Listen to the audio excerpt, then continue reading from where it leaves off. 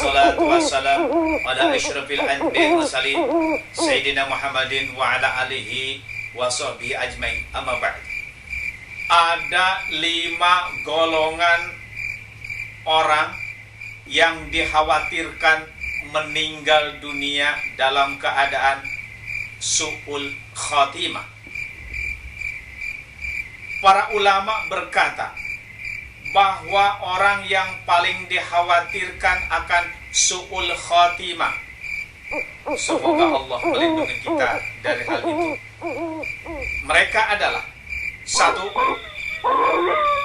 orang-orang yang suka melalaikan sholatnya. 2, mereka yang suka minum minuman keras. 3, mereka yang durhaka kepada kedua orang tuanya. Dan yang 4, mereka yang suka menyusahkan, menzolimi sesama muslim lainnya. Dan yang 5, mereka yang terus-menerus melakukan perbuatan dosa besar, berbagai kekejian, dan tidak mau bertobat. Dari kutipan di atas dapat kita uraikan kelima golongan orang yang dikhawatirkan hidupnya akan berakhir dengan su'ul khatimah sebagai berikut. Golongan pertama, orang yang suka melalaikan salat.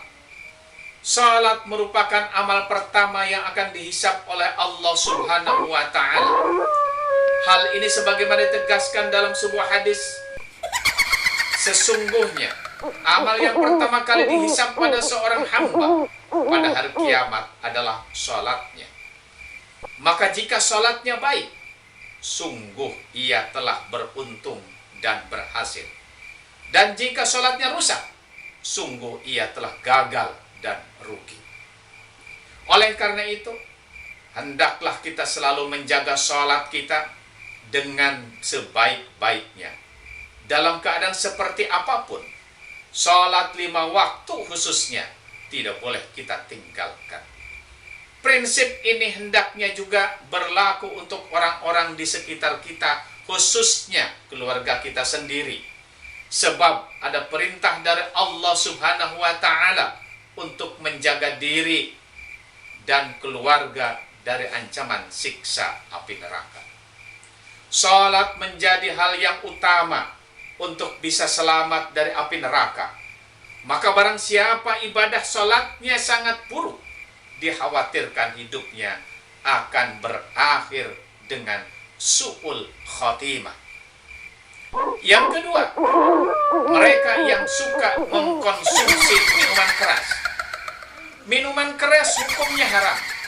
Hal ini sebagaimana ditegaskan dalam sebuah hadis yang diriwayatkan oleh Muslim. Semua yang memabukkan adalah khamar, dan semua khamar adalah haram. Para pecandu minuman keras disebut juga dengan para pemabuk. Mereka tidak hanya membahayakan diri sendiri, tetapi juga orang lain. Sering kita mendengar kecelakaan lalu lintas akibat pengendaranya mabuk. Sering pula kita mendengar atau membaca berita di media bahwa seseorang tewas akibat ditikam dengan pisau oleh seorang pemabuk. Perkembangan sekarang menunjukkan bahwa tidak hanya minuman keras saja yang membahayakan kesehatan mental manusia, tetapi juga penyalahgunaan obat-obatan yang dilarang seperti narkoba. Hukumnya mengkonsumsi narkoba sama dengan minum minuman keras, yakni sama-sama haram. Maka barang siapa yang tidak bisa berhenti dari mengkonsumsi minuman keras dan penyalahgunaan narkoba, dikhawatirkan hidupnya akan berakhir dengan su'ul khatimah. Yang ketiga, mereka yang durhaka kepada kedua orang tua. Durhaka kepada kedua orang tua hukumnya haram dan termasuk dosa besar setelah dosa syirik kepada Allah. Hal ini sebagaimana dijelaskan dalam sebuah hadis yang diriwayatkan oleh Anas sebagai berikut. Rasulullah sallallahu alaihi wasallam ditanya tentang dosa-dosa besar, beliau menjawab, menyekutukan Allah, durhaka kepada kedua orang tua, membunuh seseorang, dan kesaksian palsu. Sangat masuk akal perbuatan durhaka kepada kedua orang tua, khususnya terhadap ibu, merupakan dosa besar. Hal ini disebabkan karena kelahiran anak manusia di dunia ini melalui mereka dengan segala jerih payahnya, resiko dan tanggung jawab dunia akhirat yang sangat berat. Perintah berbakti kepada kedua orang tua merupakan wasiat dari Allah Subhanahu wa Ta'ala, sebagaimana ditegaskan dalam Al-Quran surat Luqman ayat 14. Bismillahirrahmanirrahim. Wa wasaina al-insana biwalidayhi hamalathu ummuhu wahnan ala wahnin wa fisaluhu fi amaini an ashkur li wa li walidayka ilayal masyir. Dan kami perintahkan kepada manusia agar berbuat baik kepada kedua orang tuanya. Ibunya yang telah mengandungnya dalam keadaan lemah dan bertambah tahun, dan menyapitnya dalam usia 2 tahun. Bersyukurlah kepadaku dan kepada kedua orang tua. Hanya kepada aku kembali.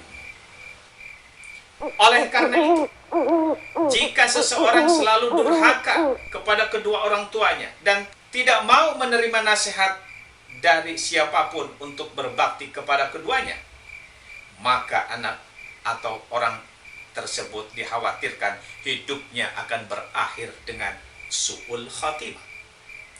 Yang keempat, mereka yang suka menyusahkan, menzalimi muslim lainnya.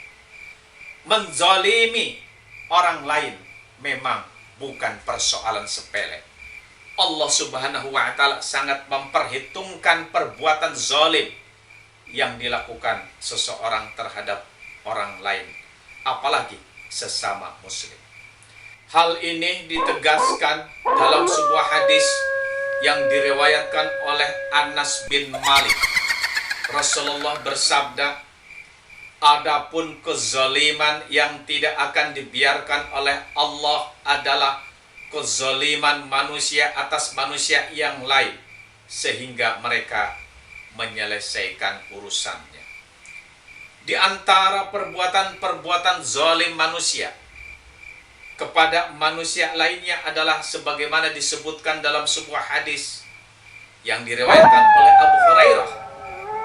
Rasulullah bersabda, kezaliman yang dapat mengakibatkan kebangkrutan di akhirat, yakni mencaci maki orang lain, menuduh atau memfitnah orang lain, memakan harta orang lain, atau korupsi, menumpahkan darah orang lain, dan memukul orang lain.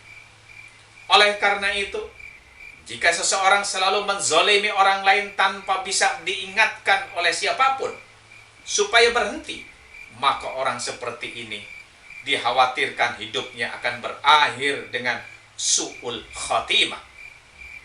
Yang kelima, mereka yang terus-menerus melakukan perbuatan dosa besar, berbagai kekejian dan tidak mau bertobat. Kita sering mendengar istilah dalam bahasa Jawanya molimo, yaitu perbuatan dosa dengan istilahnya 5M. Pertama, madon, yaitu berbuat zina, main perempuan. Kedua, mendem, mabuk-mabukan. Ketiga, main judi. Keempat, madat, pecandu narkoba. Dan kelima, maling, mencuri atau korupsi. Yang ngetrennya sekarang adalah korupsi. Golongan yang kelima, hal ini merupakan perbuatan keharamannya sangat jelas ditunjukkan di dalam Al-Quran. Dalil tentang haramnya berzina ada di dalam Quran surat Al-Isra ayat 32. Wala taqrabuz zina innahu kana fahishatan wa sa'a sabila. Janganlah kamu mendekati zina, Sesungguhnya zina adalah perbuatan keji yang terburuk. Dalil tentang haramnya mabok, madat, dan judi. Quran surat Al-Maidah ayat 90. Bismillahirrahmanirrahim. Ya ayyuhalladzina amanu innamal khamru wal maisir wal ansabu wal azlamu rijsun min amali syaitan fajtanibuhu la'allakum tuflihun. Wahai orang-orang yang beriman, sesungguhnya minuman keras, judi, berkorban untuk berhala, dan mengundi nasib dengan anak panah adalah perbuatan keji dan termasuk perbuatan syaitan. Maka jauhilah perbuatan itu agar kamu beruntung. Sedangkan dalil tentang haramnya mencuri ada dalam Al-Quran surat Al-Baqarah ayat 188. Wala taqulu amwalakum bainakum bil batil.